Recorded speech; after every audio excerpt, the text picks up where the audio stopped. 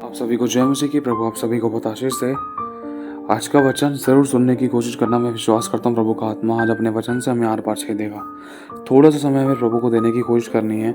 और थोड़ा सा खमीर पूरे गूंदे हुए आटे को खमीर कर डालता है, खराब कर देता है। तो आज हमें जानना है कि हमारी ज़िंदगी में कहीं कोई ऐसा खमीर तो नहीं है, कोई ऐसी कमी तो नहीं है। अगर है तो आज हमें निकालना है, क्योंकि एक नया जीवन, नया महीना, नई शुरुआत और वरन हर दिन हमें नए तरीके से जीना है, उस खमीर के साथ नहीं। लिखा है पहला यूहन्ना 3 अध्याय 13वीं आयत में, हे भाइयों, यदि संसार तुमसे बैर करता है तो अचंभा ना करना। हम जानते हैं कि हम मृत्यु से पार होकर जीवन में पहुंचे हैं, क्योंकि हम भाइयों से प्रेम रखते हैं। लिखा है, हे भाइयों, यदि संसार तुमसे बैर रखता है। संसार बैर क्यों करता है? क्योंकि हम प्रभु के लोग हैं, हम सत्य के लोग हैं।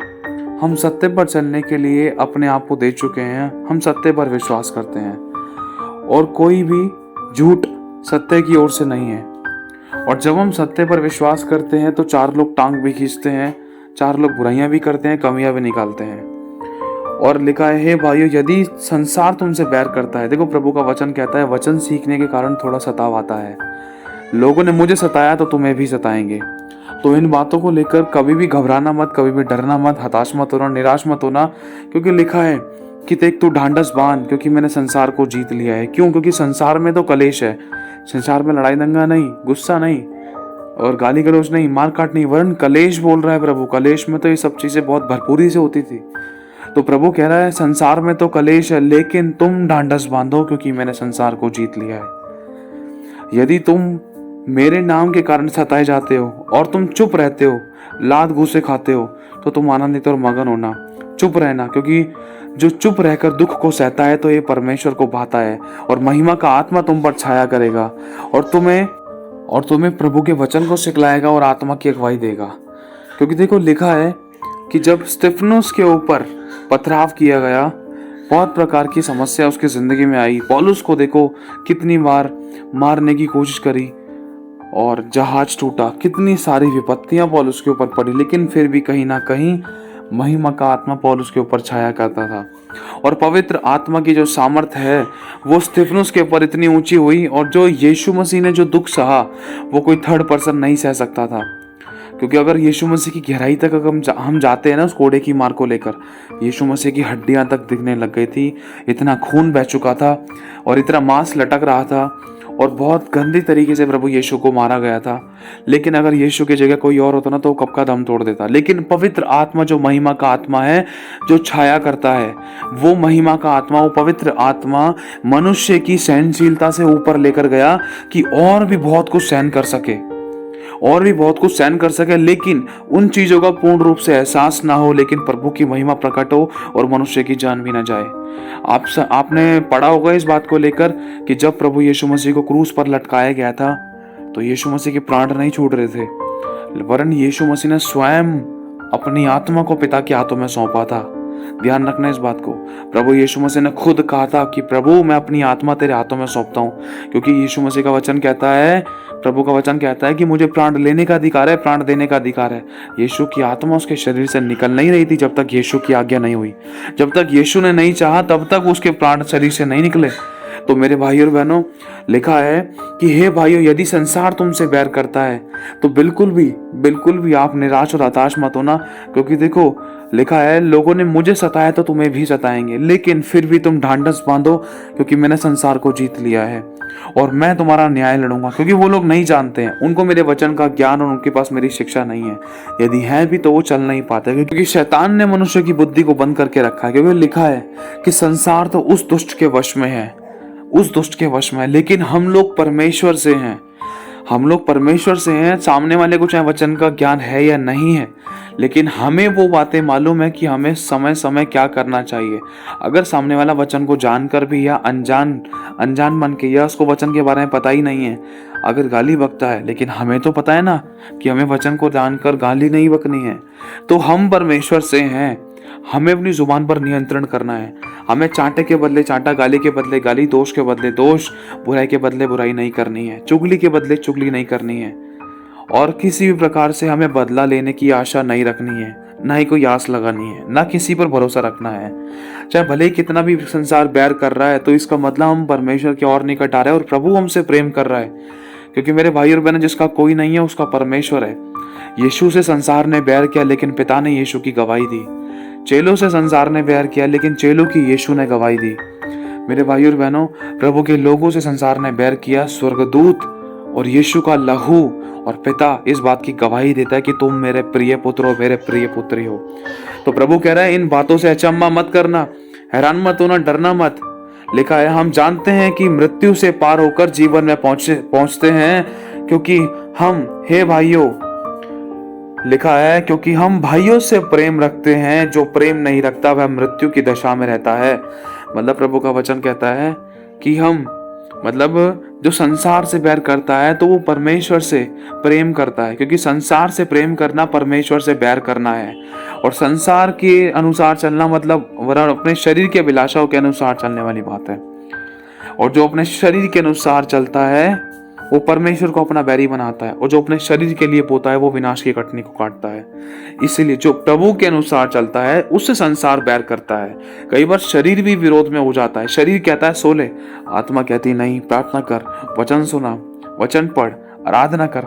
लेकिन कई बार हम लोग अपने शरीरों पर इतना मन लगा लेते हैं, शरीर के वश में हो जाते थे। लेकिन प्रभु का वचन कहता है कि मैं तो अपने शरीर को अपने वश में रखता हूँ, वरन अपनी अभिलाषाओं समेत मैंने अपने आप को अपने क्रूस पर चढ़ा दिया, ताकि मैं मुझ में जीवित ना रहूं, वरन मसीह मुझ में जीवित रहे। लिखा है, क्योंकि हम भाइयों से प्रेम रखते हैं। जो प्रेम नहीं रखता वह मृत्यु की दशा में है। क्योंकि साफ लिखा है आगे, वह हत्यारा है।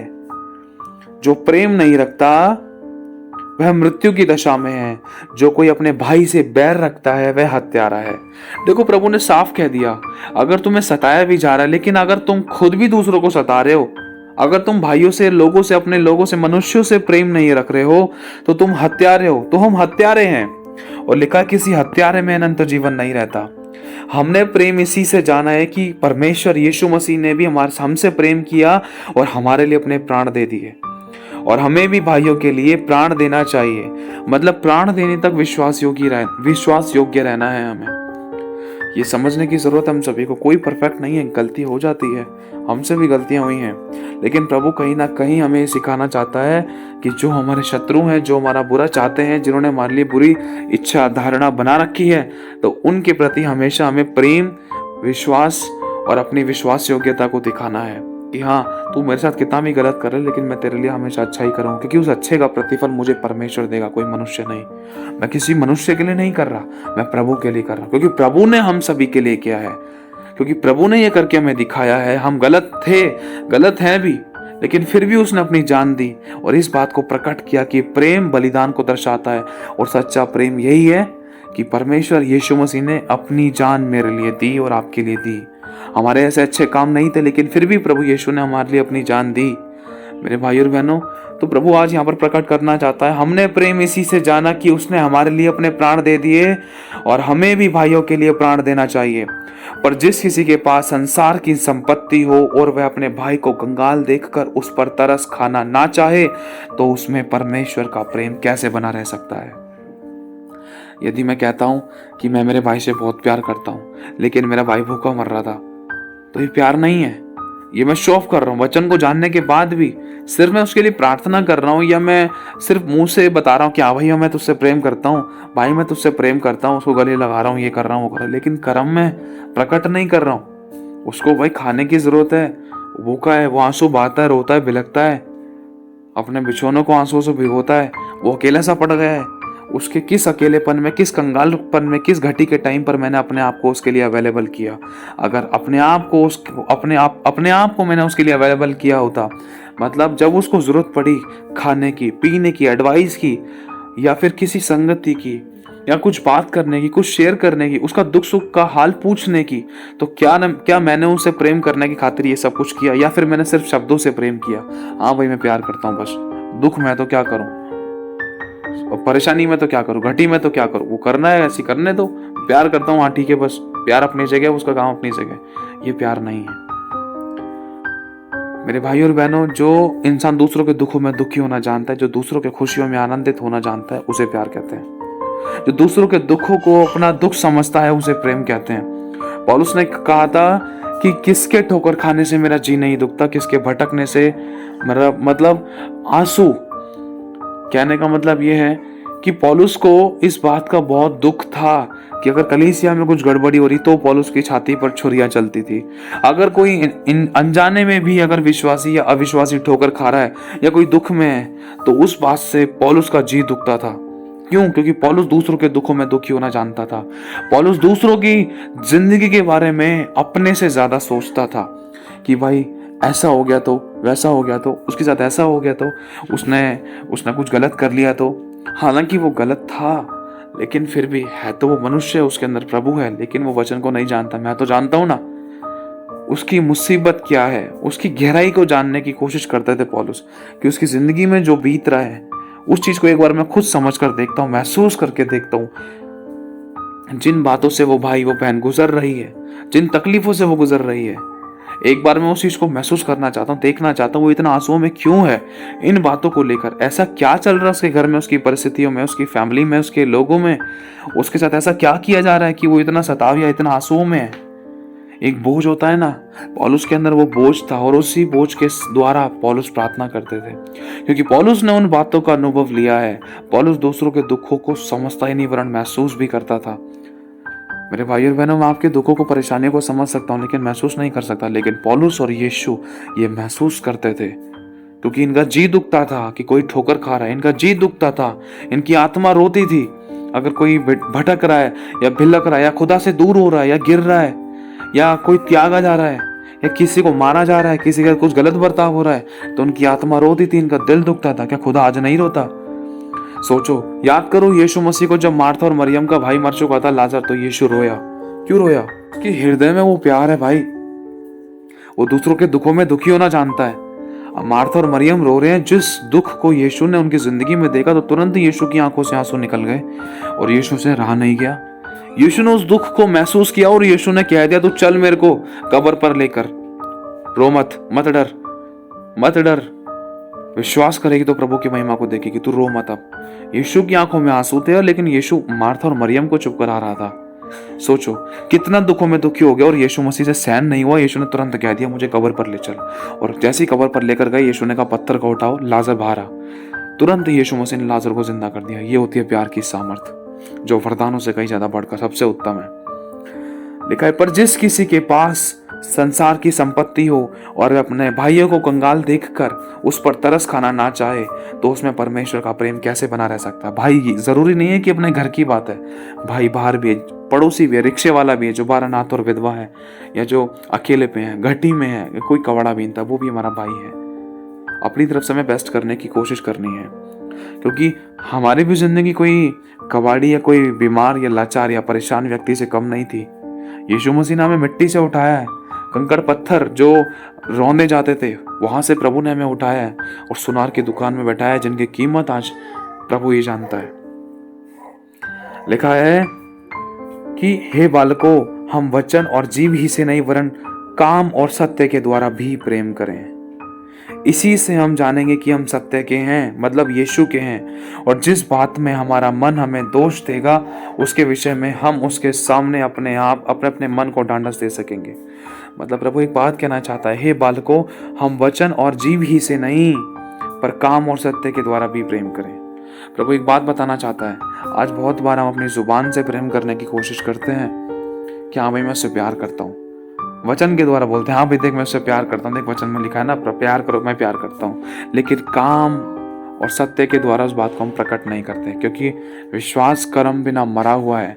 यदि मेरा भाई अगर मेरे पास आया, उसके पास पहनने के लिए कुछ नहीं, अगर मैं उससे बोलूं चल जा तुझे अच्छे कपड़े मिल जाए, तो ये प्रेम नहीं है। मुझे पता है उसको उस समय जरूरत है। यदि मैं उस बात को कर्म में प्रकट करूं या उसको घर में बुलाऊं, उसको खिलाऊं, कुछ देने की कोशिश करूं या उसके लिए कुछ हाथ बढ़ाऊं, तो यहाँ प्रेम प्रकट होता है, क्योंकि कर्म बिना विश्वास मरा हुआ है। और प्रभु ने ये वाली बात साफ कह दी है, हम सिर्फ जीव और वचन ही से नहीं वरन कामों के द्वारा भी प्रेम को प्रकट करें। परफेक्ट नहीं है कोई, अपनी तरफ से बेस्ट करो। एक गवाही आपको छोटी सी देना चाहता हूँ। हमारे अगुए हैं, प्रभु की दासी हैं, वो किसी सिटी में प्रभु की महिमा के लिए गई थी। तो हुआ कुछ ऐसा, प्रभु ने एक बहुत खतरनाक टेस्टिंग की उनकी। कोई लेडीज थी, कोई घर था जिसमें बहुत सारे कुछ दुष्ट आत्माएं काम कर रखी थी और कुछ घर की हालत परिस्थितियां बिगड़े हुए थे। तो वहाँ जाने से पहले रेलवे स्टेशन पे एक नशे में धुत एक इंसान था और वो प्रभु की दासी के पास आकर बोला, और ट्रेन भी लेट हो रही थी, मतलब वो लेट हो रहे थे, उनको जल्दी पहुंचना था, जल्दी चढ़ना था। तो कुछ ऐसा हुआ कि चलते प्रभु की दासी की नज़र उस भाई पर पड़ी और वो भाई पास में आ रहा, वो बोल रहा कुछ कि मेरे को कुछ दे दो, खिला दो। बहुत नशे में था वो। सुनना ध्यान से, ये बहुत खतरनाक टेस्टिंग थी। अगर हम और तुम होते या मैं होता तो ऐसा हो सकता है कि मैं जल्दबाजी के चक्कर में शायद कुछ देकर निकल जाता, या तो दो चार बात करके निकल जाता, या तो शायद वो भी नहीं करता या इग्नोर कर देता। सच बता रहा हूँ, आज हमारा व्यवहार ऐसा है। लेकिन प्रभु की दासी ने क्या कहा? आत्मा ने तुरंत बात करी। प्रभु की दासी ने कदम बढ़ाया आगे चलने के लिए, तुरंत आत्मा ने बात करी, जो तूने छोटे से छोटे के साथ किया वो तूने मेरे साथ किया। तू आगे किसके लिए जा रही है? सेवा के लिए। तो क्या ये सेवा नहीं है? ये भी तो सेवा है। उसके पास वचन नहीं है, वचन दे उसको।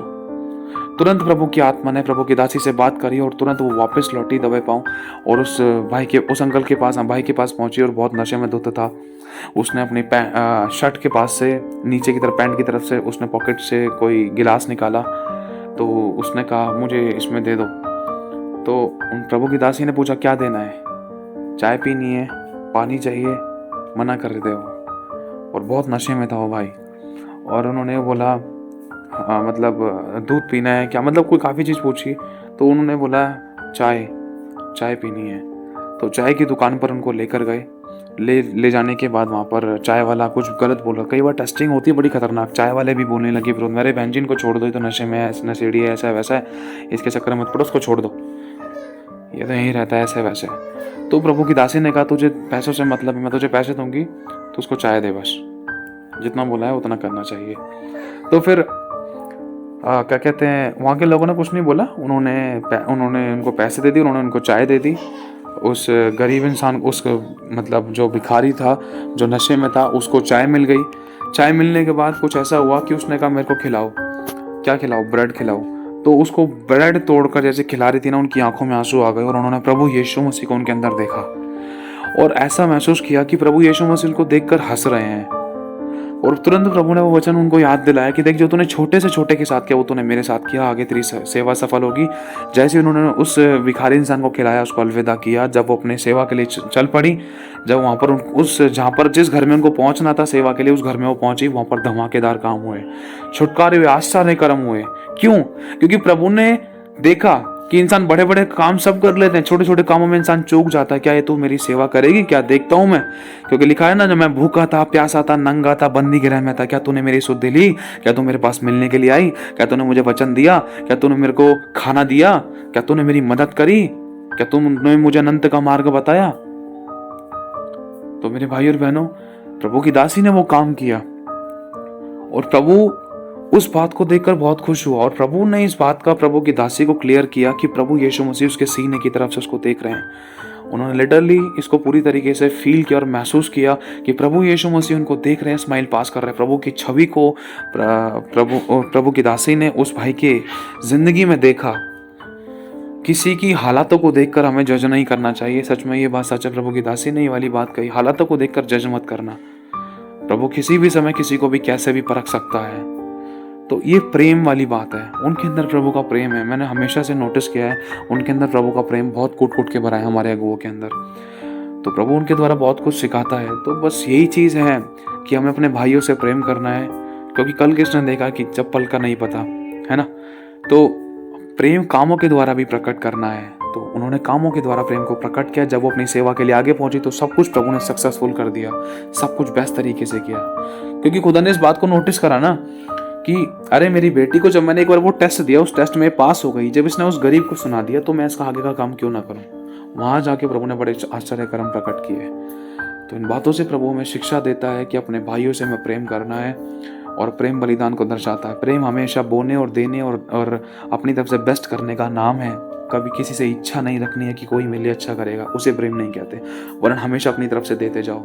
जैसे प्रभु ने स्वयं हमेशा अपने आप तक को दे दिया, कभी किसी से कुछ मांगा नहीं। तो प्रभु आशीष दे। लिखा है ना, परमेश्वर ने जगत से ऐसा प्रेम रखा, क्या दिया, लिया नहीं कुछ, अपने इकलौते पुत्र को दे दिया, ताकि जो कोई उस पर विश्वास करे वह नाश ना हो परंतु अनंत जीवन पाए। तो प्रभु आशीष दे आप सभी को। जय मसीह की।